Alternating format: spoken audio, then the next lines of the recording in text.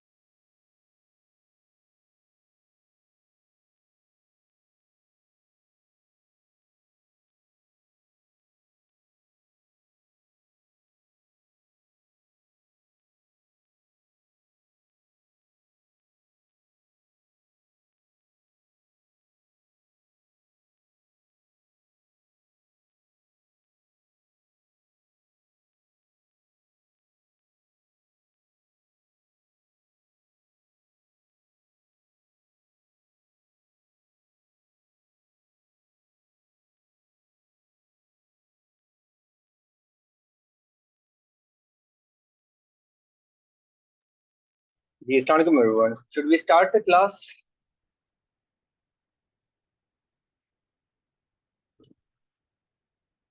और दूसरा मुझे ये भी बता दें कि लास्ट लेक्चर में से अगर किसी का कोई कंसर्न क्वेश्चन हो तो वो आप लोग पूछ लीजिएगा, अगर पूछना चाहते हो तो। लास्ट लेक्चर में से क्वेश्चन हो। अच्छा, मैंने एक लिंक भी अभी दिया हुआ आप लोगों को। वो जो है मेरी प्रीवियस बैच का है, लेकिन उसमें से भी आप कॉन्सेप्ट थोड़ा बहुत दे सकते हैं, ठीक है। तो ये इस हफ्ते की लास्ट क्लास है और इंशाल्लाह नेक्स्ट वीक जो है वो आपको वही वेनेसडे थर्सडे हम कंडक्ट करेंगे और उसकी टाइमिंग वगैरह हम डिस्कस कर लेंगे। बहरहाल तो आगाज करते हैं। तीन चैप्टर्स हमने मेरे बुक के लास्ट क्लियर किए थे और उसके बाद हम फोर्थ चैप्टर को कंटिन्यू करते हैं। फोर्थ चैप्टर जो है वो टेस्ट ऑफ फंक्शंस के हवाले से है कि कितने फंक्शनल टेस्ट होते हैं, जिस तरह हम स्पेशल टेस्ट परफॉर्म करते हैं या और भी लैब टेस्ट वगैरह जो टेक्नीशियंस परफॉर्म करते हैं, और फिजियोथेरेपी में उसका क्या कौन कौन से इफेक्ट्स हैं वो हम देख लेते हैं। तो फंक्शनल जो टेस्ट है, जो इंटीग्रल कंपोनेंट है थेरापेटिक असेसमेंट का, और उनको डायग्नोसिस और प्रोग्नोसिस और ट्रीटमेंट प्लान के लिए they are very selective and they are very effective as well. तो सेलेक्टिव की बुनियाद पे कुछ चीजें हैं जो हमारी हिस्ट्री और एग्जामिनेशन में, कुछ टेस्ट होते हैं जो हिस्ट्री और एग्जामिनेशन से पहले परफॉर्म किए जाते हैं, कुछ ऐसे होते हैं जो बाद में परफॉर्म किए जाते हैं। मैं अक्सर स्पेशल टेस्ट जो at the end of examination रखता हूँ ताकि हम एग्जामिनेशन कर लें फिर उसी वाले, तो इसीलिए पहले हमें एग्जामिनेशन को पढ़ना लाजम होगा। बहरहाल तो दीज थर्ड्स टेस्ट ये जितने भी हैं they are very valuable for the manual therapist to confirm the diagnostic hypothesis, जैसे कि मैं पहले भी बता चुका हूँ। कौन कौन से हैं उसको थोड़ा सा गो थ्रू करते हैं। एक्टिव एंड पैसिव टेस्ट है, हम हमारे पास कुछ एक्टिव है कुछ पैसिव टेस्ट है। एक्टिव टेस्ट जो हम डायरेक्टली परफॉर्म कर रहे होते हैं, जस्ट लाइक अगर हम सबको पता है कि नॉर्मली हमारे पास जो यूजुअली तो स्पेशल टेस्ट होते हैं, लेकिन अगर हम असेसमेंट और हिस्ट्री के डिटेल में जाए, तो अगर हम किसी को एक्टिव मूवमेंट्स परफॉर्म करने के लिए भी कर रहे हैं ना भाई आप ये एक्टिव मूवमेंट परफॉर्म करो, तो वो भी एक टेस्ट ही है। फॉर एग्जाम्पल एक पेन के साथ हमारे पास पेशेंट आ रहा होता है, हम उसकी एक्टिव मूवमेंट कराते हैं, वो भी तो काइंड ऑफ टेस्ट ही है। ताकि हमें उससे ये पता चलता है कि इसमें किस किस चीज की इन्वॉल्वमेंट है। फिर हम पैसिव भी कराते हैं, और भी बहुत सारे होते हैं। तो पहला स्टेप है एक्टिव एंड पैसिव टेस्ट, जो बहुत सारी चीजों को मालूम करने के लिए, like type of pathology, location of pathology, hypomobility, hyper mobility को चेक करने के लिए होता है। फिर उसके बाद ट्रांसलेटरल जॉइंट प्ले मूवमेंट्स टेस्ट होती है। ट्रांसलेटरल जॉइंट प्ले मूवमेंट्स में जो हमने कल पढ़ी थी, ग्लाइडिंग, कंप्रेशन, ट्रैक्शन, अब आप हम ये भी इसमें सवाल बन सकता है कि ये टेस्ट कैसे हुए, ये तो टेक्निक्स है। मैनुअल थेरेपी की टेक्निक जितनी हम परफॉर्म करते हैं ना, वो टेस्ट के तौर पे भी यूज हो सकती है। फॉर एग्जांपल काफी लोग मतलब स्पर्लिंग कंप्रेशन फोर्स है जो सर्वाइकल पे देते हैं, या जो ट्रैक्शन है, ये एज अ टेस्ट का पार्ट भी है। लाजमी नहीं कि हर मैनुअल थेरेपी की जो टेक्निक है वो सिर्फ ट्रीटमेंट के तौर पे यूज हो। तो ट्रैक्शन, कंप्रेशन या ग्लाइडिंग। अब कंप्रेशन है, हम कंप्रेशन क्यों, सिर्फ सर्वाइकल नहीं, किसी भी रीजन पे अगर सर्वाइकल रेडिकुलोपैथी के साथ पेशेंट आता है, फॉर एग्जांपल आपको रेडिकुलोपैथी लग रही होती है, फिर आप क्या करते हो, उसमें कंप्रेशन देते हो। अगर सिम्टम एलिवेट होती है, बढ़ती है, तो आपको अंदाजा होता है कि यार ये तो वाकई सर्वाइकल इन्वॉल्वमेंट है। अगर ट्रैक्शन से उसकी सिम्टम रिलीफ हो रही है, तो आप कहते हो कि भाई ये तो वाकई नर्व की कंप्रेशन है। इसी तरह करके ग्लाइडिंग भी हम देते हैं हाइपोमोबिलिटी और हाइपर मोबिलिटी चेक करने के लिए। अगर प्रीवियस चैप्टर में हमने पढ़ा था कि ग्लाइडिंग किस तरफ ग्लाइडिंग रिस्ट्रिक्टेड है, कौन सा ग्लाइड देना चाहिए, इसके लिए कैल्टन बॉन्ड के दो कॉन्सेप्ट थे। एक ग्लाइड डायरेक्ट मेथड था और दूसरा इनडायरेक्ट मेथड था। एक था कॉन्वेक्स कॉन्केव रूल और एक डायरेक्टली। डायरेक्टली कैसे, एक टेस्ट होता है स्पेशल टेस्ट, उसका नाम है load and shift test. Load and shift test में क्या होता है कि आप ह्यूमरल हेड को पहले लोड करते हो, मतलब पकड़ते हो सिर्फ ह्यूमरल हेड को। ह्यूमरल हेड को पकड़ोगे, ग्लिनोइड को नहीं छेड़ोगे, ठीक है। ह्यूमरल हेड को पकड़ के फिर आप उसको मूव करते हो आगे की तरफ, मतलब एंटीरियरली। जस्ट सपोज कि जस्ट इमेजिन कि पेशेंट जो है वो सिटिंग पोजीशन में है, बैठा हुआ है। जो साइड आपने चेक करना है, आप थेरेपिस्ट एज अ थेरेपिस्ट उस साइड पे आते हो, और उसका ह्यूमरल हेड बेसिकली पहले लोड करते हो, पकड़ते हो। फिर उसको पकड़ के जब एंटीरियरली लेके आते हो, तो अगर दोनों तरफ कंपेयर करोगे, अगर आपको फील हो या पेशेंट कहे कि मुझे पेन हो रहा है, या दूसरा आपको फील हो कि इसकी एंटीरियर जो आने की सलाहियत है वो ज्यादा है with respect to other shoulder, तो वो एंटीरियर इनस्टेबिलिटी टेस्ट होता है। तो एक मिसाल दे रहा हूँ, लोड एंड शिफ्ट एक टेस्ट होता है जिसमें हम एंटीरियरली, पोस्टीरियरली, इंफीरियर, इसी तरह करके आप उसको पकड़ के पोस्टीरियरली लेके आते हो, फिर इंफीरियरली लेके जाते हो। तो ये भी आप क्या कर रहे हो, उसको ग्लाइड भी दे रहे हो और चेक भी कर रहे हो। दूसरा इसका एग्जाम्पल ग्लाइडिंग का पीपीवीआईएम है। अगर patient back pain, thoracic pain, cervical pain के साथ आता है, तो हम पहले चेक करने के लिए उसके स्पाइनल मोबिलाइजेशन के ऊपर मोबिलाइजेशन पहले परफॉर्म करते हैं, ट्रीटमेंट के तौर पे नहीं, चेक करने के लिए। हम उसका C4 C5 चेक करते हैं और पेशेंट से पूछ रहे हैं कि भाई आपको पेन हो रहा है, तो ये भी आप क्या कर रहे हो, बेसिकली ग्लाइड दे रहे हो। तो gliding can be used as a test. उसके बाद है रेजिस्टेड मूवमेंट। रेजिस्टेड मूवमेंट हम अमूमन चेक करते हैं मसल्स की इंटीग्रिटी के लिए। अगर कोई मसल्स फॉर एग्जांपल वीक है, तो हम उसकी एमएमटी परफॉर्म करते हैं, मैनुअल मसल टेस्टिंग कराते हैं या रेजिस्टेड कराते हैं। कोई मसल अगर डैमेज होगा तो रेजिस्ट। बहुत बार ऐसी पेशेंट कंप्लेन करता है कि नॉर्मल एक्टिव मूवमेंट में पेशेंट को पेन नहीं होता, नॉर्मल वो एक्टिव और पैसिव में फिट फाट है, लेकिन जब आप उसकी रेजिस्टेड मूवमेंट परफॉर्म करते हो, तो पेशेंट कहता है कि या तो वो रिपीटेड मूवमेंट नहीं कर पा रहा, या आपको रेजिस्ट नहीं दे पा रहा होता। तो रेजिस्टेड में आना भी उस पेशेंट के वो जो मसल्स है, वो उसकी न्यूरोमस्कुलर इंटीग्रिटी वो अफेक्टेड है। तो रेजिस्टेड मूवमेंट भी एक काइंड ऑफ टेस्ट है। उसके बाद पैसिव जॉइंट टेस्ट है और एडिशनल टेस्ट। एडिशनल टेस्ट में बहुत सारी चीजें आ जाती है। पैसिव सॉफ्ट टिश्यू मूवमेंट्स कौन कौन सी आएंगी, फॉर एग्जांपल आपका मसल लेंथ हो गया, मसल लेंथ के अलावा मसल प्ले, एक्सेसरी मूवमेंट्स में ये चीजें आ जाती हैं। उसके बाद है फिर एडिशनल टेस्ट है। और अब इन फंक्शनल जितने भी हमने फंक्शन ऑफ टेस्ट परफॉर्म किए, इनका बेसिक मकसद क्या है, इनका प्रिंसिपल क्या है। तो following the initial history taking, पहले तो आप जब इनिशियल हिस्ट्री टेकिंग ले रहे होते हो, हिस्ट्री आप सारी आपने ले ली, उसके बाद जनरल असेसमेंट पेशेंट के ऊपर परफॉर्म करते हो। It is essential to proceed with specific examination tailor to individual condition. ये जरूरी है कि आप एक स्पेशल एग्जामिनेशन परफॉर्म डिसाइड कर लो कि हमने परफॉर्म कौन करना है। फॉर एग्जाम्पल पेशेंट आपके पास शोल्डर प्रॉब्लम के साथ आता है, तो जाहिर सी बात है बहुत सारी चीजें। एक और एग्जाम्पल देता हूँ, एग्जामिनेशन में हम न्यूरोलॉजिकल एग्जामिनेशन जरूर ऐड करते हैं, लेकिन एक जगह पे अगर आपको पेशेंट ये कहे कि मुझे न्यूरोलॉजिकल सिम्टम ही नहीं है, तो आप जाहिर सी बात है न्यूरोलॉजिकल एग्जामिनेशन नहीं ऐड करोगे। बहुत सारी ऐसी वजूहत है। स्ट्रोक का पेशेंट आपके पास आ जाता है तो आप जाहिर सी बात है न्यूरोलॉजी का इन्वॉल्वमेंट जरूरी ऐड करते हो, नहीं भाई ये स्ट्रोक का पेशेंट है, आप वहां पे बाकी चीजें छोड़ देते हो। तो एक पार्ट ऑफ एग्जामिनेशन आपने पहले ही चूज करना होता है कि मुझे इस पे कौन सा लगाना चाहिए या कौन सा करना चाहिए, कौन सा नहीं करना चाहिए, ठीक है। और उस वो एग्जामिनेशन आपका बहुत सारी चीजों को देखभाल के ही परफॉर्म किया जाता है। एक एक्यूट इंजरी के साथ पेशेंट आ जाता है, वो आपको हिस्ट्री देता है कि मैं फुटबॉलर हूँ या मैं एथलीट हूँ, मैं भागते भागते हुए मेरा घुटना जो है ट्विस्ट हो गया, मैं गिर गया और वो इंजरी। अब जाहिर सी बात है उसको घुटने में इंजरी लगी है, चोट लगी है, एक्यूट कंडीशन, आपने स्वेलिंग वगैरह सब देख ली। अब आई डोंट थिंक सो कि इधर आपने बाकी न्यूरोलॉजिकल एग्जामिनेशन या बाकी चीजें परफॉर्म करने की जरूरत है। डेफिनेटली कुछ क्विक डायग्नोसिस आपके सामने केसेस हो रहे होते हैं और आप डायरेक्टली वहां पे जाके आगाज करते हो, ठीक है। अच्छा जी, फिर उसके बाद ज्वाइंट की क्वांटिटी ऑफ मूवमेंट और क्वालिटी ऑफ मूवमेंट चेक करना लाजम है। क्वांटिटी ऑफ मूवमेंट मतलब रेंज, जितनी भी हमने रेंजेस चेक की गोनियोमेट्री से, गोनियोमेट्री के अलावा मैनुअली, ये उसकी क्वांटिटी चेक कर रहे हो। क्वांटिटी किस किस से चेक कर सकते हैं, मतलब एक ज्वाइंट की जो रेंज ऑफ मोशन है, जो उसकी क्वांटिटी क्वांटिटेटिव मूवमेंट है, वो किस किस तरह चेक करोगे उसको हम पहले पढ़ लेते हैं। सबसे पहले आप उसकी पैसिव रेंजेस देख सकते हो, एक्टिव रेंजेस देखोगे। अब आप उसकी क्वांटिटी पे बात करें, क्वालिटी पे नहीं फिलहाल, ठीक है। गोनियोमेट्री, ये सारे ऑप्शंस आपके सामने लिखे हुए हैं। गोनियोमेट्री से करोगे, विजुअल ऑब्जर्वेशन करोगे। विजुअल ऑब्जर्वेशन आपने कहा कि चलो ठीक है, जिस तरह फ्रोजन शोल्डर में हम करते हैं कि चले भाई देखिए कितना ऊपर आप लेके जाते हो, तो आप एक अंदाजा, क्योंकि जाहिर सी बात है with the passage of time इतना एक्सपीरियंस हो जाता है, बंदा अंदाजा लगा लेता है कि ये इसकी ये रेंज है, ये इसकी ये रेंज है। डॉक्यूमेंट करते हो, विजुअल ऑब्जर्वेशन के बाद उसकी आप डॉक्यूमेंटेशन करोगे। जाहिर सी बात है आपने डॉक्यूमेंट करोगे मतलब लिखोगे, आप उसकी रेंज, उसके डायग्राम उस पेज पे लिखोगे कि भाई ये इसकी इतनी अवेलेबल रेंजेस थी, एक्टिव इतनी थी, पैसिव इतनी थी, ताकि आगे आप लोगों को हेल्प हो सके। फिर उसके बाद ऑप्शन है measuring the rotator movement with a device. कुछ लोग समटाइम डिवाइस, अब आपका रूलर है, मेजरमेंटिंग टेप है, मेजरमेंट स्केल है, चार्ट है, ग्राफ्स है, ये सारे क्या है, ये डिवाइसेस है जिसके थ्रू भी आप मेजरमेंट लेते हो। फॉर एग्जांपल गोनियोमीटर के अलावा रूलर एक इंच टेप टाइप स्ट्रक्चर होती है जिससे हम मेजरमेंट लेते हैं। जिस तरह पोस्चर जो है, पोस्चर ग्रिड से लिया जाता है, तो ये भी क्या है, ये बेसिकली डिवाइसेस है। जिस तरह स्पायरोमीट्री होता है, स्कोलियोमीटर होता है, और भी बहुत सारे इलेक्ट्रिकल सॉरी मोडलिटीज के डिवाइसेस होते हैं जो पोस्चर और गोनियोमेट्री के अलावा रेंजेस को भी हेल्प हेल्प आउट करते हैं मेजर करने के लिए। अच्छा जी, ऊपर हमने जो रेजिस्टेड मूवमेंट का जिक्र किया था कि हम किस बुनियाद पे, वो तो मसल्स के लिए था फॉर एग्जांपल, ठीक है। हम हाइपोमोबिलिटी और हाइपर मोबिलिटी किस तरह डिफाइन करते हैं, तो उसके नॉर्मली हमारे पास 5 ग्रेड्स हैं। अगर किसी जॉइंट में बिल्कुल जीरो मूवमेंट हो रही है, कॉन्ट्रैक्चर बन गया है, फॉर एग्जांपल एनकाइलोजिंग स्पॉन्डिलोसिस है, या इसके अलावा भी बहुत सारे हैं, या कंसीडरेबल डिक्रीज मूवमेंट है, मतलब थोड़ी बहुत मूवमेंट है और स्टिल प्रेजेंट है, तो आप उसको ग्रेड 1 देते हो, लेकिन आता वो भी हाइपोमोबिलिटी में ही है।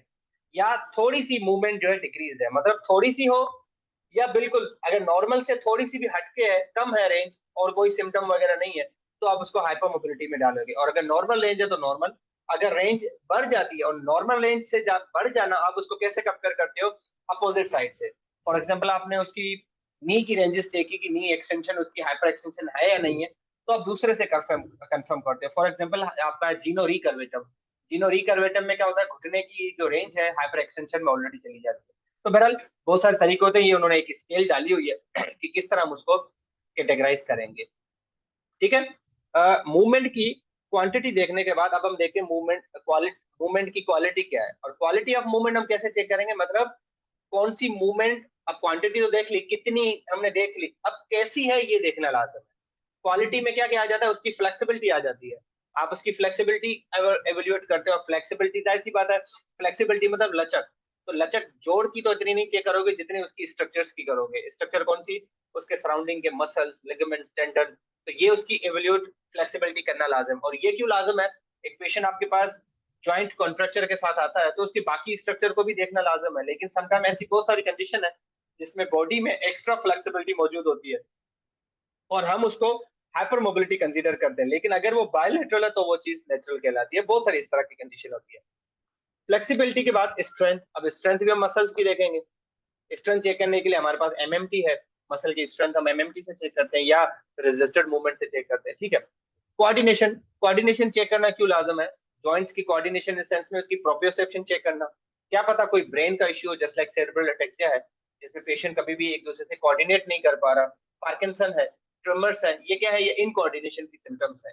तो जहाँ पे आपका सेरिबेलम अफेक्टेड होता है वहाँ पे कोऑर्डिनेशन अफेक्टेड होती है। तो ये सब क्वालिटी ऑफ मूवमेंट आप चेक कर रहे हो। बैलेंस एंड स्टेबिलिटी, उसका बैलेंस और स्टेबिलिटी चेक करना, जिस तरह पार्किंसन है उसका गेट अफेक्टेड हो जाता है, वो बैलेंस नहीं कर पा रहा होता।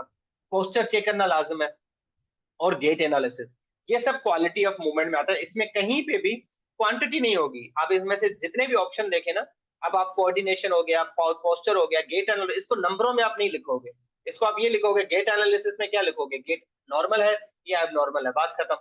फ्लेक्सिबिलिटी क्या लिखोगे, लचक है या नहीं है। स्ट्रेंथ में क्या लिखोगे, मसल्स में पावर है या नहीं है, सिंपल इज दैट, मतलब वीक है या स्ट्रॉन्ग है। तो इनमें से कहीं पे भी क्वांटिटी का जिक्र नहीं है, ये सारे के सारे क्वालिटेटिव ऑप्शंस हैं, ठीक है। फंक्शनल मूवमेंट पैटर्न, मतलब दो तीन मूवमेंट्स आप इकट्ठे भी करा सकते हो, और फंक्शनल मूवमेंट पैटर्न आप लोग उसका चेक करते हो, जिसमें पेशेंट जो है, फंक्शनल मतलब हर वो एक्टिविटी जो पेशेंट अपने डेली एक्टिविटीज में करता हो, डेली रूटीन में करता हो, तो activities of ADL activities, job related activities, IADL activities, ये सारी आप उस पर कराते हो, ठीक है। उसके बाद एक और छोटा सा टॉपिक है, एंड फील। एंड फील मैंने बहुत बार ये बताया हुआ है कि मेडिकल टर्मिनोलॉजीज हम अक्सर अपनी मीनिंग वो खुद बता रहे होते हैं। अब जो एंड फील है वो एक फीलिंग है बेसिकली, फील मतलब फीलिंग से निकला है बेसिकली। एक ऐसी फीलिंग है जो एट द एंड मिलता है, लेकिन एट द एंड किसके, at the end of the range of the motion.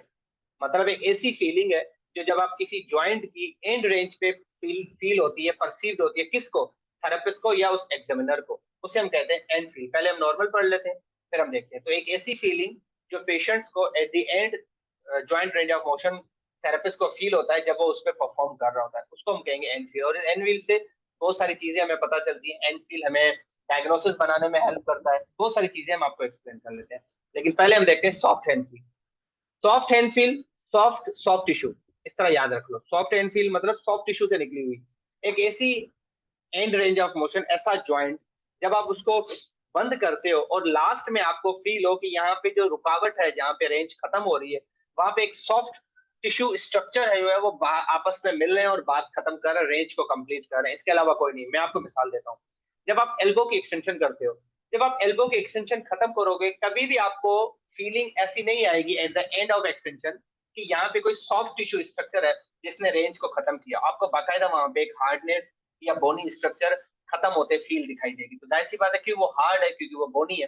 लेकिन जब आप एल्बो की फ्लेक्शन कर लो या नी की फ्लेक्शन कर लो, आप मैक्सिमम नी की फ्लेक्शन, आपके सामने दोनों पिक्चर्स छपी हुई है, आप मैक्सिमम एल्बो की फ्लेक्शन कर लो, जहां पे मैक्सिमम आपकी एल्बो की फ्लेक्शन खत्म होगी, स्टिल वहां पे आप फील करोगे कि स्टिल रेंज वहां पे पॉसिबल है। क्यों, ये बिल्कुल ब्लॉक नहीं हो जाता, वहां पे रेंज खत्म हो जाती है, but still you feel a kind of softness.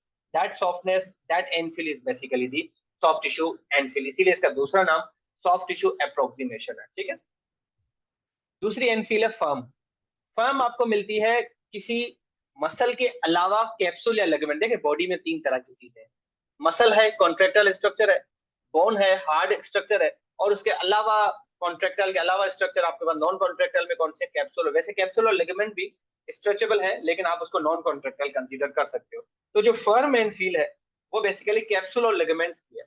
एक ऐसी मूवमेंट जस्ट लाइक आपके एंकल की मूवमेंट है, जब आप वो मूवमेंट कंप्लीट करो वहां पे आपको मसल्स के बजाय आपको कैप्सूल और लिगामेंट्स उस रेंज को रोकने लगे, तो वो एनफील आपके firm एनफील कहलाती है। तो a firm end feel is basically the characteristics of the capsular और द लिगामेंट स्ट्रेचिंग। जब कैप्सूल और लिगामेंट, एग्जांपल भी दिया गया है कि जब आप मीडियल और लेटरल रोटेशन करते हैं ह्यूमरस की, फीमर की, या सिंपली एंकल की, तो उस एनफील को आप नाम दोगे सॉरी फर्म एनफील। और लास्ट से आपके पास बची बोनी। अगर आप फर्म एनफील का एग्जांपल ले लो, तो आप क्या करें, आप अपनी एक्सटेंशन करें रिस्ट के ऊपर।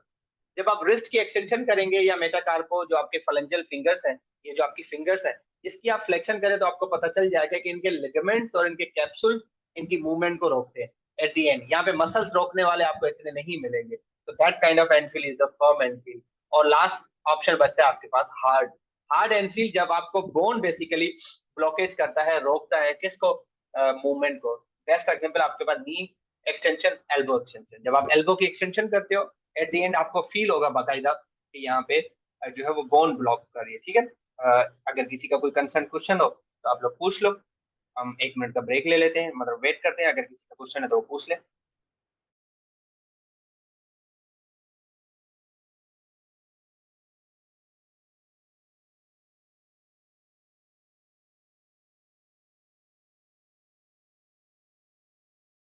ओके, नहीं है क्वेश्चन, हम प्रोसीड करें आगे।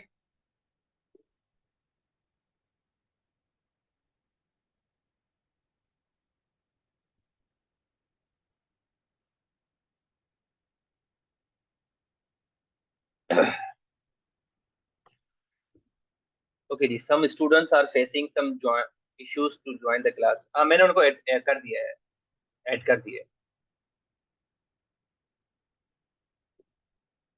ओके जी, तो hard end feel we are done. अब इन नॉर्मल एनफील्ड के अलावा हमारे पास और भी बहुत सारे एनफील्ड है। सबसे पहले ये कि इसका बेसिकली फायदा क्या है एनफील्ड का। एक तो एनफील्ड का मैंने आपको फायदा ये बताया कि हमें इससे ये पता चलता है कि रुकावट कौन कर रहा है। वैसे तो हमें पता है कि चलो हार्ड एनफील्ड जो है वो एल्बो पे मिलती है, सॉफ्ट जो है वो आपको एल्बो फ्लेक्शन पे मिलती है, फर्म आपको रिस्ट के एक्सटेंशन पे मिलेगी या फिंगर्स में मिलेगी। सवाल ये है कि इसका फायदा क्या है। इसका एक फायदा ये भी होता है कि हमें लास्ट में रोकने वाली स्ट्रक्चर का पता चलता है, number one thing. Number two, इससे मोस्ट इंपॉर्टेंट चीज ये भी पता चलती है, एक तो ये कि बोन पैथोलॉजी की पता चल जाता है कि भाई कौन सी स्ट्रक्चर इन्वॉल्व है, एग्री। इससे हमें ट्रीटमेंट का भी पता चलता है कि हमने ट्रीटमेंट इस पे क्या करना चाहिए और क्या नहीं करना चाहिए। तो बहुत सारी चीजें हैं जो नॉर्मल एनफील्ड से हमें पता लग सकती है। अब अगर नॉर्मल एनफील्ड है तो डेफिनेटली हमारे पास एबनॉर्मल भी होना लाजमी। अब एबनॉर्मल एनफील्ड क्या है? जब नॉर्मल इन स्ट्रक्चर्स के अलावा अगर कोई कंडीशन हमारे पास आ जाती है तो वो एबनॉर्मल एनफील्ड में आ जाती है। जैसे कि एक है हमारे पास एम्प्टी एनफील्ड। एम्प्टी एनफील्ड मतलब खाली, आपको वहां पे कोई भी एनफील्ड आपको नहीं मिलेगी। इसका एग्जांपल हमारे पास मसल स्पाज्म है, ठीक है, या आपके पास एक्यूट इन्फ्लेमेशन है, या जॉइंट इफ्यूजन है। अब किसी जॉइंट में अगर इन्फ्लेमेशन हो जाए, जॉइंट इफ्यूजन हो जाए, फॉर एग्जांपल अगेन मैंने अभी एक आपको सिंपल एग्जांपल दिया था कि पेशेंट है, वो फुटबॉलर है या एथलीट है, वो भागता हुआ उसको ट्विस्टिंग इंजरी हुई, वो आपके पास आता है। अब मुझे ये बताएं, नॉर्मल एनफील्ड तो तब है जब पेशेंट नॉर्मल हो ना, तब आप एनफील्ड चेक करोगे। अब वो तो पेशेंट पेन के साथ आ रहा है, इन्फ्लेमेशन के साथ आ रहा है। अब वो नी उसका सूजा हुआ है, इन्फ्लेम्ड है, जॉइंट की उसमें फ्यूजन है, पेन है, रेडियसनेस है, फॉर एग्जांपल, उस पे आप नी पे जो भी मूवमेंट परफॉर्म करोगे उसको तो पेन होगा, तो definitely you are unable to perform that. तो ऐसी कंडीशंस में जो एनफील्ड्स मिलेंगी वो बिल्कुल एम्प्टी। अब एम्प्टी एनफील्ड इस तरह का मतलब नहीं है कि यहाँ पे पेन नहीं मिलेगा, उसको मतलब एक्सप्लेनेबल नहीं है, लेकिन इन्होंने एग्जांपल दिया हुआ है कि एम्प्टी एनफील्ड हमें किन किन कंडीशंस में मिलती है, जहाँ पे सीवियर मसल स्पाज्म हो या जॉइंट डिफ्यूजन हो। इसके अलावा है हमारे पास स्प्रिंगी एनफील्ड। स्प्रिंग बोलते हैं इसको, स्प्रिंज बोलते हैं, या स्प्रिंगी एनफील्ड मिलती है। ये काइंड ऑफ है बाउंस बैक सेंसेशन इसमें मिलती है। मतलब जब आप किसी स्ट्रक्चर को छेड़ोगे, ये रिबाउंड करके आपको देता है। मैं आपको एक अगेन एग्जांपल दिया था, एक स्पास्टिसिटी, एक वो है प्रॉपर्टी है हमारी। वैसे तो स्पास्टिसिटी मसल स्पाज्म को कहते हैं। स्पास्टिसिटी में क्या होता है कि समटाइम स्ट्रक्चर को छेड़ने से, स्टिमुलेट करने से वो रिबाउंड करके आपको वापस रिप्लाई दे रही होती है। तो बहुत सारी ऐसी कंडीशंस में हमारे पास, जिस तरह इन्होंने नाम दिया है इसको, रीबाउंड या bounce back kind of feeling हमें जॉइंट की मूवमेंट पे मिलती है। और वो टिपिकली किसी को इंडिकेट करता है कि अंदर कोई स्ट्रक्चर ब्लॉक है बेसिकली। और वो ब्लॉकेज किसी भी स्ट्रक्चर का हो सकता है, लूज बॉडी का हो सकता है, मेनिस्कल टीयर का हो सकता है। ये वैसे point MCQ point of view से, लेकिन स्प्रिंगी ब्लॉक मतलब जब वो स्ट्रक्चर आपको रीबाउंड करके वापस भेजती है, तो that kind of and feel is basically the spring या स्प्रिंगी एंड फील। अब दूसरा हार्ड या बोनी एंड फील तो है, लेकिन इन नॉन बोनी स्ट्रक्चर, वो जो normal hard bony end feel थी वो बोन्स में मिल रही थी, लेकिन ये नॉन बोनी स्ट्रक्चर मतलब बोन्स के अलावा, तो इसमें फीलिंग वैसी ही होगी लेकिन वो बोन नहीं होगी बेसिकली। ठीक है, और इसका एग्जांपल हमारे पास है कैल्सिफिकेशन। जब सॉफ्ट टिश्यू में ऑस्टोफाइट्स हो जाते हैं, कैल्सिफाइड हो जाते हैं, बोन एबनॉर्मल बोन फॉर्मेशन हो जाती है, तो वहां पे हमें ये वाली बोन फीलिंग मिलेगी। मशी टाइप इनफील हमें मिलती है कार्टिलेजिनस डीजनरेशन में, लिगामेंटस इनस्टेबिलिटी में। ये कुछ चीजें हैं जो रटने वाली हैं। सडन स्टॉप स्टॉप या एब्रप्ट इनफील हमें मिलती है डिफरेंट कंडीशंस में। सब शोल्डर डिस्लोकेशन, सबलक्सेशन या फ्रैक्चर में हमें मिलती है। ये सारी के सारे एबनॉर्मल इनफील्स हैं, ठीक है। और दूसरा समटाइम ये भी हो सकता है कि इस इनफील्स को पढ़ने का फायदा क्या है। अगेन वही बात है, एनफील्ड से हमें, नॉर्मल एनफील्ड से तो हमें चीजें पता चल गई कि किस चीजों की इन्वॉल्वमेंट है। एबनॉर्मल एनफील्ड से भी हमें बहुत सारी चीजें पता चलती हैं, जिस तरह फॉर एग्जांपल मेनिस्कल टीयर है तो हमें पता चल जाएगा उसमें किस किस्म की एनफील होगी। अगर जॉइंट डिफ्यूजन है तो किस किस्म की एनफील होगी। इस तरह करके उनको समझना जो हमारे पास लाजम होता है, ठीक है। अब कुछ बेसिक कॉन्सेप्ट हैं, इसको हम पढ़ते हैं, फिर हम इसको खत्म करते हैं इस चैप्टर को। बेसिक कॉन्सेप्ट कौन कौन से, जहां जहां पे आपको लगे बिल्कुल इजी, हम उसको मूव ऑन करेंगे। अच्छा, इन फंक्शन ऑफ टेस्टिंग को परफॉर्म करने के लिए किन किन चीजों की हमें जरूरत पड़ती है? एक्टिव मूवमेंट हमने करा ली सबसे पहले। एक्टिव मूवमेंट में हमें पता चल गया कि मसल्स की इन्वॉल्वमेंट है, कोऑर्डिनेशन वगैरह सब चेक कर लिया। फिर हम पैसिव मूवमेंट्स कराते हैं। पैसिव मूवमेंट्स में हम soft tissue structure, non contractile structure को देखते हैं, मसल्स के अलावा उन चीजों को देखते हैं। पेनफुल आर्क से हम सब लोग वाकिफ हैं। पेनफुल पेनफुल आर्क क्या होता है कि एक ऐसा आर्क जैसे आपके सामने ये बना हुआ है।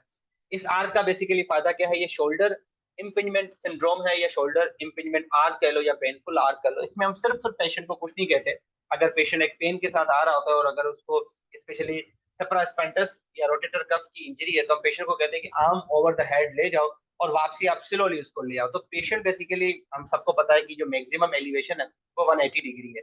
तो पेशेंट को स्पेसिफिकली 60 डिग्री से 120 डिग्री के दरमियान अगर पेशेंट को पेन मिले फॉर एग्जांपल, तो हम कहते हैं कि यार इसका तो रोटेटर कफ या शोल्डर इम्पिंजमेंट है। तो ये एक पेनफुल आर्क है, बेसिकली एक कह लें कि एक फिक्स एंगल है जिसके दौरान मिलना लाजिम है। अगर उसको शुरुआत वाले में मिले तो लाजमी नहीं कि उसमें और कुछ हो सकता है। फॉर एग्जाम्पल, शुरुआत वाले 30 डिग्री में मिले तो क्या पता सप्रास्पेंडस की इन्वॉल्वमेंट हो, लास्ट के 170 टू 80 में मिले तो क्या पता एसी जॉइंट इन्वॉल्वमेंट हो।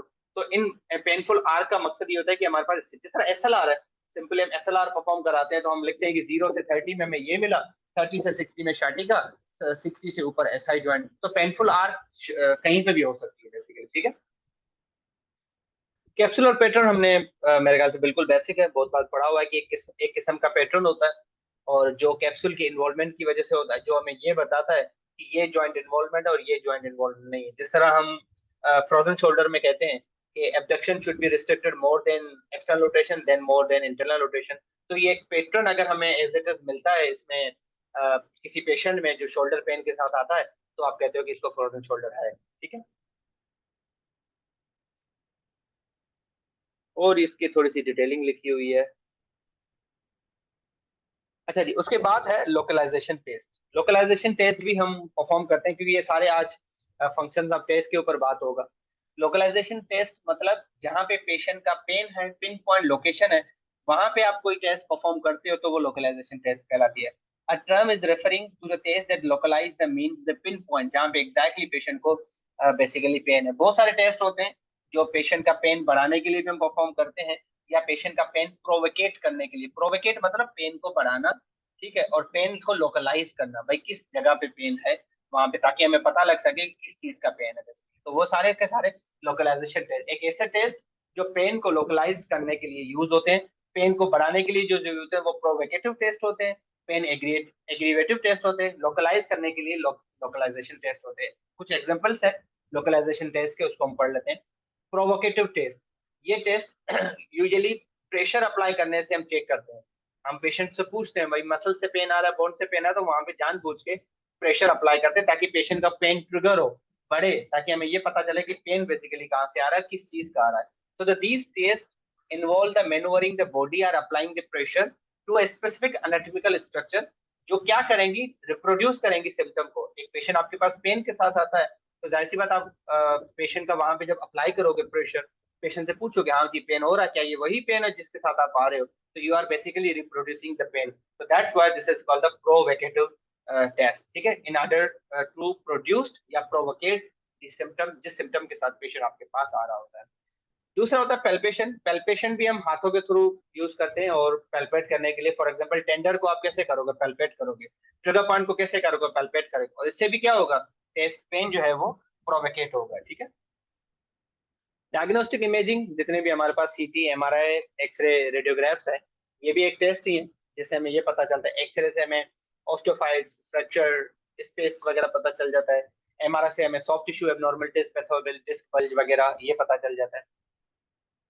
उसके बाद न्यूरोलॉजिकल एग्जामिनेशन में हम बहुत सारी चीजें चेक करते हैं नर्वस सिस्टम की। 2 पॉइंट डिस्क्रिमिनेशन टेस्ट है फॉर एग्जांपल, या डर्माटोम चेक करते हैं, मायोटोम चेक करते हैं, ये सारे न्यूरोलॉजिकल एग्जामिनेशन है। रिफ्लेक्सेस चेक करते हैं, सुपरफिशियल रिफ्लेक्स, डीप रिफ्लेक्सेस, ये सारे के सारे न्यूरोलॉजिकल। लैब टेस्ट में ब्लड टेस्ट वगैरह हो गया, इलेक्ट्रो डायग्नोस्टिक टेस्ट वगैरह, ये सारे के सारे यहाँ पे मेंशन है। बिल्कुल बेसिक चीजें हैं लेकिन मेंशन है बुक में तो उनको पढ़ना लाजिम है। उसके बाद फाइंडिंग्स हैं, रिप्रेजेंटेशन हैं। ओके, मसल शॉर्ट और मसल स्पाज्म का फर्क लिखा हुआ है, मेरे ख्याल से बेसिक सी चीज है। With fixation without. अच्छा, ट्रैक्शन एंड कंप्रेशन टेस्ट है, इनको पढ़ना थोड़ा सा मैंने पहले ही बताया था। ट्रैक्शन एंड कंप्रेशन हम यूजुअली स्पाइन में करते हैं ताकि हमें पता चले। ट्रैक्शन मतलब स्पेस को कम करना, सॉरी स्पेस को बढ़ाना, कंप्रेशन मतलब स्पेस को कम करना, इसीलिए कंप्रेशन का दूसरा नाम अप्रोक्सीमेशन है और ट्रैक्शन का दूसरा नाम डिस्ट्रक्शन है। और ये भी हम डिफरेंट चीजों में अप्लाई करते हैं। फॉर एग्जांपल अगर किसी को डिस्ट्रक्शन या ट्रैक्शन से पेन कम हो तो फॉर एग्जांपल क्वाइट पॉसिबल कि उसकी नर्व इम्पिंज की ट्रैक्शन से उसको रिलीफ मिल गया और आप उसको ट्रैक्शन वगैरह देते हो। कंप्रेशन से अगर किसी का पेन बढ़े तो आर्टरल इन्वॉल्वमेंट भी हो सकती है और नर्व की कंप्रेशन भी हो सकती है, बहुत सारी चीजें हो सकती है। ग्लाइड टेस्ट एज एज हमने डिस्कस किया था।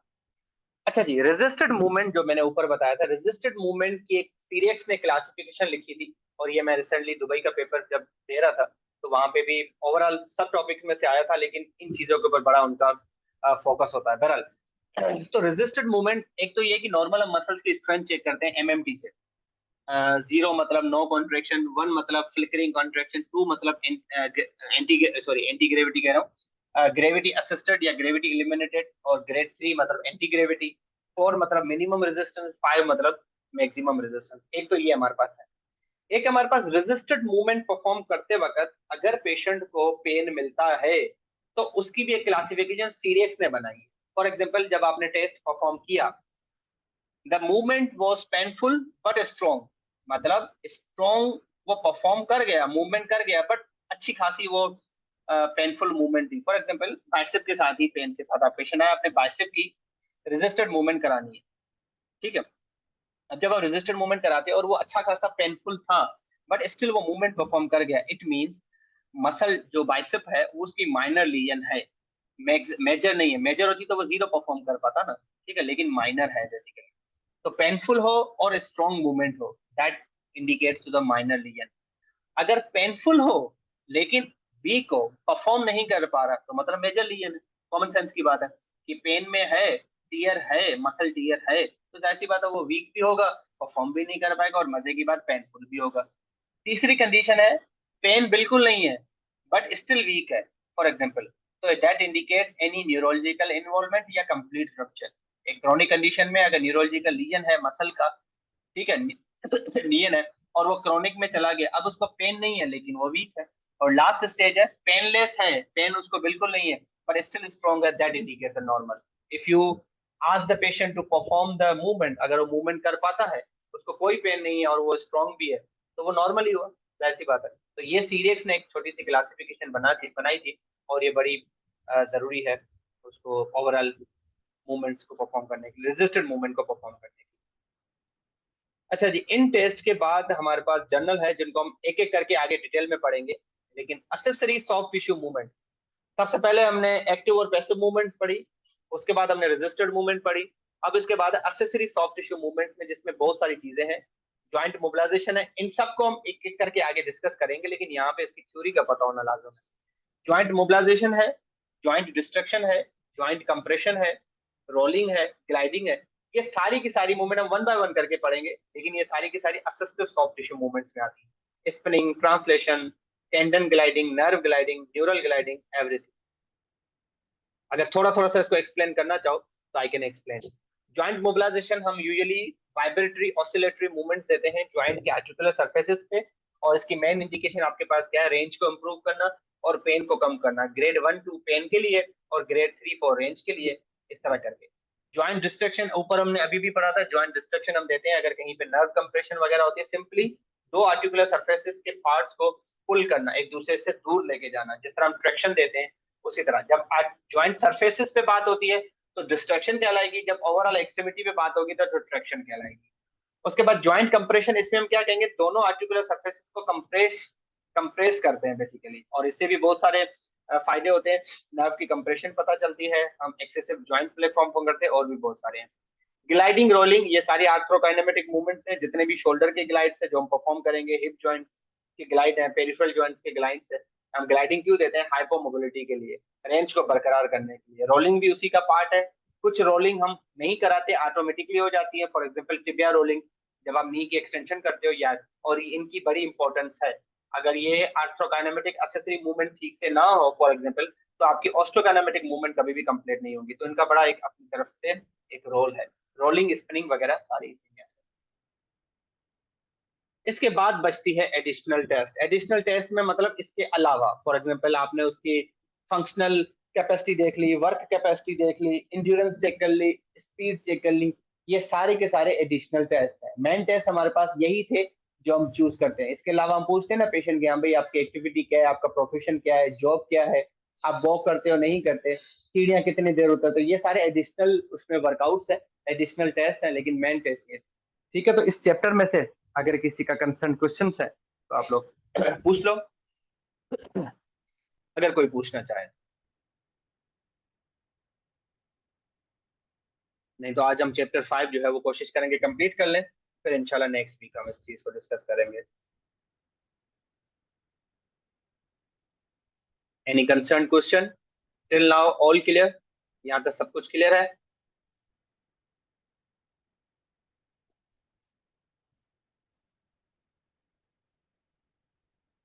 ओके जी, thank you. Let's move on to the chapter 5।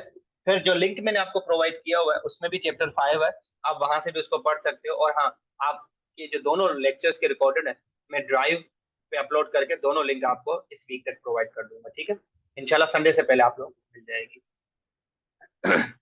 अच्छा जी, ओएमटी ऑर्थोपेडिक मैनुअल इवोल्यूशन में उसके लिए आपको फिजिकल एग्जामिनेशन, फिजिकल डायग्नोसिस पढ़ना लाजिम है। तो ये इसकी सिर्फ एक आउटलाइन है, आगे चल के हम चैप्टर का आगाज करते हैं।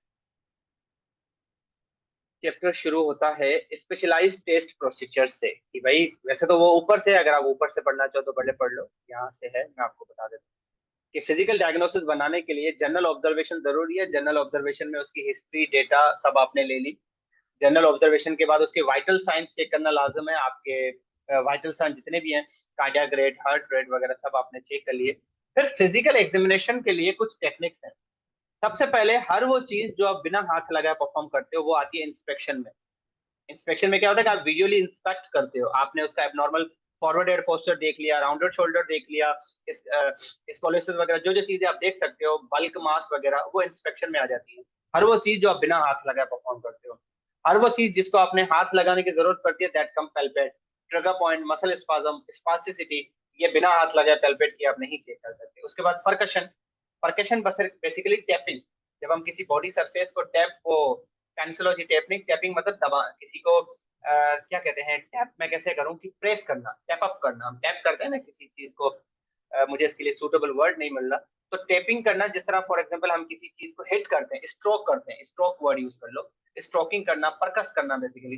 तो किसी बॉडी सरफेस को बार बार छोटे इंटेंसिटी के साथ टैप करना ताकि चेक कर सकें। फॉर एग्जांपल कि अगर किसी का टेंडरनेस है, टेंडरनेस बढ़ जाती है, उसकी बॉडी में पेन है, हम छोटा सा उसको टेप करके देखते हैं। हम टिनल साइन परफॉर्म करते हैं कार्पल टनल सिंड्रोम के लिए, तो हम क्या करते हैं, उस नर्व को कार्पल टनल के ऊपर से टेप करते हैं ताकि सिम्टम्स प्रोड्यूस हो। बहरहाल बहुत सारे तरीके होते हैं। ऑस्कल्टेशन हमारा काम नहीं है, लेकिन ऑस्कल्टेशन बेसिकली सुनना, उसके स्टेथोस्कोप के थ्रू उसके हार्ट साउंड्स वगैरह सुनना, वो हमारा पार्ट नहीं, लेकिन आना चाहिए बेसिकली।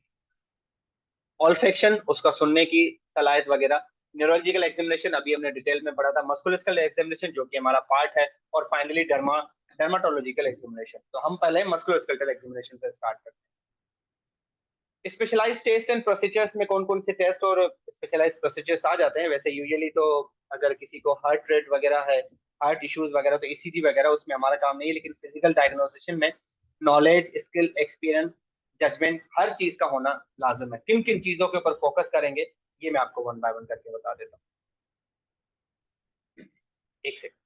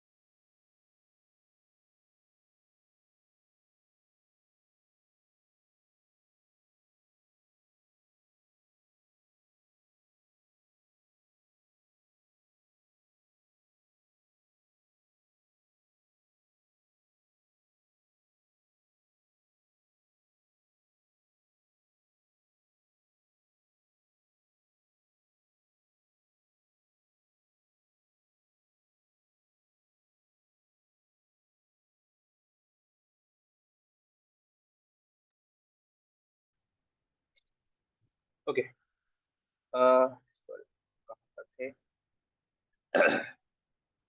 कौन सा टॉपिक था? यस, किस टॉपिक को डिस्कस कर रहे थे? थोड़ा सा टाइप कर सकते हैं, बीच में कॉल आ गई थी।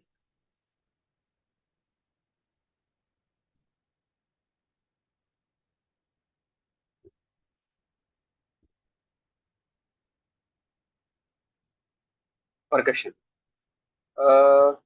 परकशन तो कर दिए थे मेरे ख्याल से। चलो ठीक है, परकशन मतलब उसको सिंपली टैप करना, और यस, स्पेशलाइज्ड। Thank you. खैर, परकशन भी बता देता हूँ। परकशन मतलब उस चीज को, बॉडी सरफेस को टैप करना, ताकि हमें पता चले कि उसकी वहां पे डेंसिटी का, जिस तरह एडिमा और पिटिंग एडिमा को चेक करने के लिए हम परकशन करते हैं। ऑसल्टेशन सुनने का काम है, ऑल्फेक्शन उसका बेसिकली जो स्मेलिंग ऑब्जेक्ट है। न्यूरोलॉजी के एग्जामिनेशन हम पढ़ चुके हैं। मस्कुलोस्केल एग्जामिनेशन हमारा मेन पार्ट है, जिसके लिए हम स्पेशल टेस्ट और प्रोसीजर्स करते हैं। बहरहाल, अच्छा जी, मैं बहुत बार ये बता चुका हूँ कि मोबिलाइजेशन और मैनिपुलेशन की इंडिकेशंस काफी लोग पूछते हैं ना कि मैंने देखा भी हुआ, और मैंने बहुत अपने वर्कशॉप्स में भी डिस्कस किया हुआ है कि काफी लोग उसको परफॉर्म कर रहे होते हैं एक्यूट रेडिकुलोपैथी में, फ्रैक्चर में। तो यहाँ पे आपको इसका आंसर मिल जाएगा कि मेन इंडिकेशन है, इंडिकेशन और कॉन्ट्रा इंडिकेशन है जॉइंट मोबिलाइजेशन की, वो क्या है? मोबिलाइजेशन हो या मैनिपुलेशन हो, इसकी मेन इंडिकेशन दो है आपके पास। कौन सी इंडिकेशन होगी? हाइपोमोबिलिटी या माइल्ड पेन। या उसको हाइपोमोबिलिटी मिलेगी या उसको माइल्ड पेन मिलेगा बेसिकली, ठीक है। ये इसकी दो इंडिकेशन है, जिसका मैंने आपको ये बुक का रेफरेंस आपको दे रहा हूँ। तो main indication of the joint mobilization और हाइपो मैनिपुलेशन की क्या है? जॉइंट स्टिफनेस, जब जॉइंट स्टिफ हो जाए, प्रेजेंट क्लियर। पेन रिलीफ के लिए जॉइंट हाइपोमोबिलिटी, हाइपर भी नहीं, hyper mobility. Hyper mobility rare case है वैसे, ठीक है, लेकिन वो उसकी इंडिकेशन में नहीं आता, ठीक है, वो हमेशा याद रखिएगा। ये उसकी कॉन्ट्रा इंडिकेशन में आ जाता है।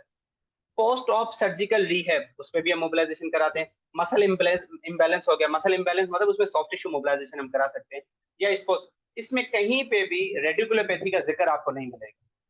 कहीं भाई रेडिकुलोपैथी हो, फ्रैक्चर हो, इनस्टेबिलिटी हो, ये कॉन्ट्रा इंडिकेटेड है सारे। तो इट मींस जो हम देखते हैं ना कि लोग, हालांकि मैनिपुलेशन कॉन्ट्रा इंडिकेटेड है, लेकिन मोबिलाइजेशन तो फिर भी लोग परफॉर्म करते हैं एक्यूट रेडिकुलोपैथी में। तो अब आप लोगों को आइडिया हो गया होगा कि शर्टिका वगैरह में हम कभी भी मैनिपुलेट नहीं कर सकते। मेन इंडिकेशन मोबिलाइजेशन मैनिपुलेशन की क्या है? स्टिफनेस, जॉइंट हाइपरमोबिलिटी, या आसान लफ्जों में माइल्ड पेन हो, या क्रोनिक डिस्क बल्ज हो, दैट्स इट। इसके अलावा कोई भी नहीं है। कॉन्ट्रा इंडिकेशन अगर आप पढ़ना चाहो, ये मैं आपको कॉन्ट्रा इंडिकेशन इसकी दिखा देता हूँ। ये आपके राइट साइड पे फ्रैक्चर कॉन्ट्राइंडिकेशन में है। जॉइंट इनस्टेबिलिटी जो लिगामेंट्स की वगैरह वजह से होती है, कॉन्ट्राइंडिकेशन में आता है। जॉइंट हाइपर मोबिलिटी कॉन्ट्राइंडिकेशन में आता है। इन्फ्लेमेटरी आर्थराइटिस कॉन्ट्राइंडिकेशन में आता है। जॉइंट इफ्यूजन कॉन्ट्राइंडिकेशन में आता है। जॉइंट इफ्यूजन मतलब एक पेशेंट को एक्यूट इंजरी हुई और वो बिल्कुल स्वेलिंग हुई पड़ी है, सूजन है, इन्फ्लेमेशन है, फॉर एग्जाम्पल, आप उसकी कहाँ पे मोबिलाइजेशन मैनिपुलेट कर नहीं कर पाओगे, वो एक्यूट स्टेज में आता है। मैंने कहा था क्रोनिक में फिर भी कर सकते हो। जॉइंट इन्फेक्शन, वेस्कुलर डिसऑर्डर, देखिए इतनी सारी इसकी कॉन्ट्राइंडिकेशन है। तो कॉन्ट्राइंडिकेशन बहुत सारी है और इंडिकेशन सिर्फ दो से तीन है, ठीक है। वेस्कुलर डिसऑर्डर है, ऑस्टियोपोरोसिस है, प्रेगनेंसी है, रिसेंट सर्जरी है, ये सारे के सारे कॉन्ट्राइंडिकेशन में आ जाते हैं। और मेरे ख्याल से ये बेसिक सी चीजें हैं, इतना तो हमें थोड़ा बहुत पता ही है। अच्छा, ऑर्थोपेडिक ओएमटी एवोल्यूशन के मेन एलिमेंट्स कौन कौन से हैं उसको हम देख लेते हैं। स्क्रीनिंग एग्जामिनेशन है, डिटेल्ड एग्जामिनेशन है, हिस्ट्री, ये हम सब वन बाय वन करके करेंगे, लेकिन यहाँ पे सिर्फ उसकी एक लिस्ट मेंशन है। अब हम इसको एक एक करके डिस्कस करेंगे। तो मेरे ख्याल से आगाज हिस्ट्री से, अच्छा, पहला आगाज है स्क्रीनिंग एग्जामिनेशन। स्क्रीनिंग एग्जामिनेशन मतलब जब हम उसको बेसिक एग्जामिनेशन कर लें या बेसिक असेसमेंट कर लें बेसिकली, ताकि हम उसकी पोटेंशियल हेल्थ और रिस्क फैक्टर्स को चेक कर सकें, उसको हम चेक कर रहे हैं, ठीक है। उसमें क्या क्या चीजें चेक करेंगे? The components of screening examination that very, वो डिपेंड करते हैं बेसिकली किन किन चीजों पे, उनको हम थोड़ा सा देख लेते हैं। ओके, मेडिकल हिस्ट्री, उसकी medical history, parts medical history, उसके पास वाइटल साइन, उसका फिजिकल एग्जामिनेशन, उसके screening test, other assessment test, उसके रेफरल एंड फॉलोअप, ये सारे के सारे स्क्रीनिंग में आते हैं। और हमें सबको पता होना चाहिए कि इन चीजों की क्यों जरूरत है। फॉर एग्जाम्पल, आपके पास स्पाइन, हम एक एक कंडीशन का एक एक एग्जाम्पल मैं आपको दे सकता हूँ। आपके पास एक क्रॉनिक हिस्ट्री के साथ पेशेंट के साथ पेन आता है, जिसको क्रॉनिक लंबर पे या थोरेसिक या सर्वाइकल स्पाइन पे पेन रहा हो। जब आपके पास आता है तो जाहिर सी बात है, आपने उसकी मेडिकल हिस्ट्री, उसकी सर्जिकल हिस्ट्री लेना लाजम है। क्या पता उसने लेमिनेक्टोमी, डायसेक्टोमी करवाया हो, या उसमें इम्प्लांट्स वगैरह लगा हो। वाइटल साइन क्यों जरूरी है, एक इसका एग्जांपल दे देते हैं। एक कार्डियक का पेशेंट आता है, वो ऑलरेडी हार्ट की, बीपी की मेडिसिन वगैरह ले रहे हो, तो ऐसी बात है आपकी भी बॉडी की एक्सर्शन होगी, आप एक्सरसाइज कराओगे, थेरेपी से भी उसकी वाइटल साइन चेंज हो सके, तो उसकी हिस्ट्री होना लाजिम है। फिजिकल एग्जामिनेशन इस सेंस में जरूरी है, एक सिस्टमिक इलनेस है, पेशेंट को किडनी पेन के साथ आता है। अब वो किडनी का भी तो, किडनी का पेन आगे भी फील होता है, समटाइम बैक में भी चला जाता है, तो आप उसको किस तरह कोरिलेट करोगे उसकी हिस्ट्री से। तो फिजिकली एग्जामिन करोगे तो पता चलेगा भाई ये तो मस्कुलर पेन भी नहीं है ना, ये बोनी पेन है, तो जाहिर सी बात है कहीं और से आ रहा है। स्क्रीनिंग टेस्ट एंड असेसमेंट, बाकी जितने भी स्क्रीनिंग टेस्ट हैं, फॉर एग्जांपल उसकी हार्ट की हिस्ट्री ले ली, उसकी ऑपरेशंस की हिस्ट्री ले ली, उसकी पर्सनल साइकोलॉजिकल हिस्ट्री ले ली, फैमिली हिस्ट्री ले ली, रेफरल्स एंड फॉलोअप्स, वो तो फिर आप एट दी एंड उसको चूज करते हो। ये सारे के सारे आपके स्क्रीनिंग एग्जामिनेशन में आते हैं। फिर स्क्रीनिंग एग्जामिनेशन के बाद डिटेल एग्जामिनेशन है, जिसमें आप हिस्ट्री वगैरह सारी ले ली। आप डिटेल एग्जामिनेशन के कौन कौन से कंपोनेंट्स हैं। डिटेल एग्जामिनेशन में आपने मेडिकल हिस्ट्री के बाद ये सारा आपने कर लिया। चीफ कंप्लेन, भाई मेन कंप्लेन आपकी क्या है, शोल्डर पेन है, बैक पेन है, जो भी चीज है, वाइटल साइन चेक किया, जनरल एग्जामिनेशन चेक किया। जब भी आप एग्जामिन करते हो, starting from head to toe, मतलब प्रॉब्लम भले ही उसको बाजू में हो, लेकिन उसका सर्वाइकल चेक करना लाजिम है। तो आप जाहिर सी बात है उसका हेड एंड नेक एग्जामिन करोगे। वो डिपेंड करता है, आप जाहिर सी बात है शोल्डर पेन वाला पेशेंट है, आप उसमें नेक तो चेक करोगे, लाजमी नहीं लंबर, क्योंकि लंबर का पेन ऊपर नहीं जाएगा, ऊपर का पेन नीचे जा सकता है, सर्वाइकल का में भी लंबर में चला जाए, लंबर का कभी भी सर्वाइकल में नहीं आएगा, दैट्स अ कॉमन थिंग। तो आप डिपेंड करता है कि रीजन कौन सा है। कार्डियोवैस्कुलर एग्जामिनेशन, रेस्पिरेटरी, मस्कुलोस्केलेटल, ये सारे चाहते हैं। इनमें से एज अ फिजिकल थेरेपिस्ट कुछ कंपोनेंट ऐसे हैं जो हमें डिटेल में जाना लाजम है। कैसे, वो हम इसको डिस्कस करते हैं। जैसे history, during the history patient से आपने हर चीज पूछनी है, पेशेंट का present episode, past medical history, related medical history, हर चीज आपने जानना लाजम है। उसका occupation, chief complaint, duration, everything, severity, localisation pain की, aggravating relieving factor, other symptom, और ये बिल्कुल बेसिक चीजें हैं, इतना तो हमें पता है। मेडिकल कंडीशंस, सिस्टम कौन कौन से उसके देखोगे, integumentary, bone, homeopathic, immune system, ये सारे इंस्पेक्शंस वगैरह में आपके कुछ बेसिक चीजें हैं, इसको हम आगे मूव ऑन करते हैं। रेजिस्टेंट मूवमेंट आ गया। अच्छा, passive and soft tissue movement, ये वही है जो हम ऊपर वाले चैप्टर में पढ़ के आए। न्यूरोलॉजिकल एग्जामिनेशन भी इन्होंने सिर्फ वर्ड लिखा है, लेकिन ऊपर हम पढ़ के आए हैं। न्यूरोलॉजिकल एग्जामिनेशन की लिस्ट बनाना चाहो तो यहाँ पे लिखा हुआ है, क्रेनियल नर्व एग्जामिनेशन, 12 जो नर्व्स हैं उनको आप एग्जामिन करोगे, ठीक है। मोटर एग्जामिनेशन, जिसमें आप मसल्स को चेक करोगे, मतलब मायोटोम उसके चेक करोगे, सेंसरी मतलब डर्माटोम, रिफ्लेक्स एग्जामिनेशन, ये सारे डिटेल लिखे हुए।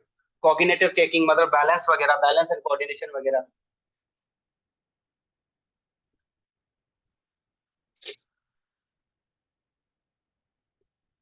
मेरे ख्याल से ओके जी, मेरे ख्याल से we are done with the fifth chapter, और ये बिल्कुल बेसिक चीजें हैं।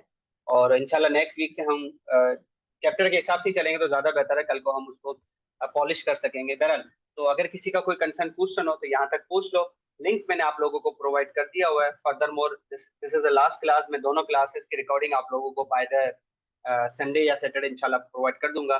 डीजी खान में जो पहली क्लास फिजिकल होगी वो संडे को होगी, और एविसिना इंस्टीट्यूट में होगी, मॉर्निंग टाइम में होगी।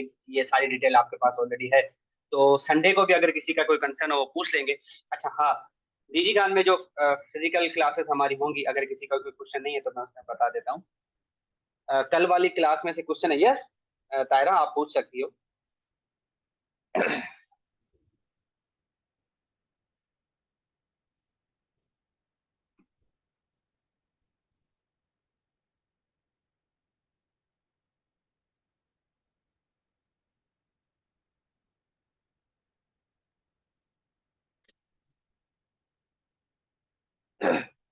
कंपोनेंट मोशन मतलब जब एक रीजन में मूवमेंट हो रही होती है ना, फॉर एग्जांपल एक हमारे पास स्पाइनल मूवमेंट होती है जो स्पाइन लेवल पे होती है, कंपोनेंट, उसका एक कंपोनेंट जब आप एक सेगमेंट को पकड़ के मूवमेंट करा रहे हो ना, वो कंपोनेंट मोशन में आती है।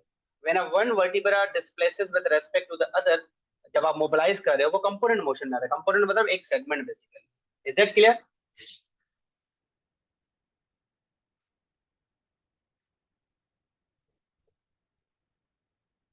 ओके, तो ऑल डन। अगर किसी का कोई कंसर्न क्वेश्चन नहीं है तो मैं मीटिंग को यहाँ पे एंड करता हूँ, और रिकॉर्डिंग इंशाल्लाह मैं आपको 1-2 दिन में दोनों की प्रोवाइड कर दूंगा।